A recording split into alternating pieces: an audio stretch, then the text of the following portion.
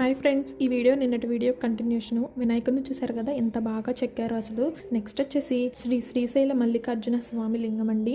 అచ్చం శ్రీశైలంలో ఎలా ఉందో ఇక్కడ కూడా అలానే పెట్టారు. ఒకే చోట మనం అన్ని శివలింగాలను కూడా దర్శించుకోవచ్చు. శ్రీశైల మల్లికార్జున స్వామి లింగాన్ని దర్శించుకున్నాక ఇలా మెట్లకి పైకి వచ్చాక ఇక్కడ నగరేశ్వర లింగం అని ఉంటదండి.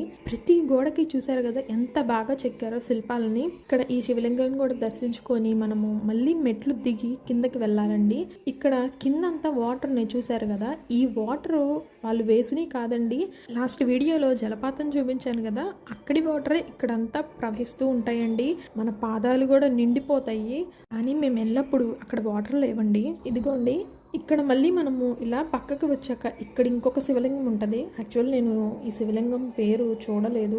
ప్రతి గోడకి చూసారు కదా ఎలా శిల్పాలను చెక్కారు. చిన్న చిన్న శివలింగాలను కూడా గోడకే చెక్కేశారు. ఇదిగోండి చూడండి, చిన్న చిన్న శివలింగాలు డైరెక్ట్గా మనము ఆ ఒక రాయి, ఆ రాయికే ఇవన్నీ చెక్కారు. నెక్స్ట్ ఇక్కడ పైన ఇంకొక లింగం ఉంది. అదేంటది? కాశీ విశ్వేశ్వర స్వామి లింగం అండి. ఇక్కడ మనకి వివిధ ప్రదేశాల్లో ఎలాగైతే శివలింగం ఉంటుందో ఇక్కడ కూడా అలానే ఉన్నాయి. ఇంకొకటి శ్రీ రుద్రలింగము.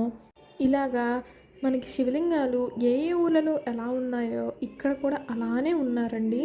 నెక్స్ట్ ఇలాగ పక్కకు వస్తే ఇక్కడ శ్రీ శనినాగలింగం అని ఇంకొక లింగం ఉందండి. వినాయకుడిని చూసారు కదా ఎంత బాగా చెక్కారో అసలు. దీని కంటిన్యూషన్ ఇంకొక వీడియో ఉందండి.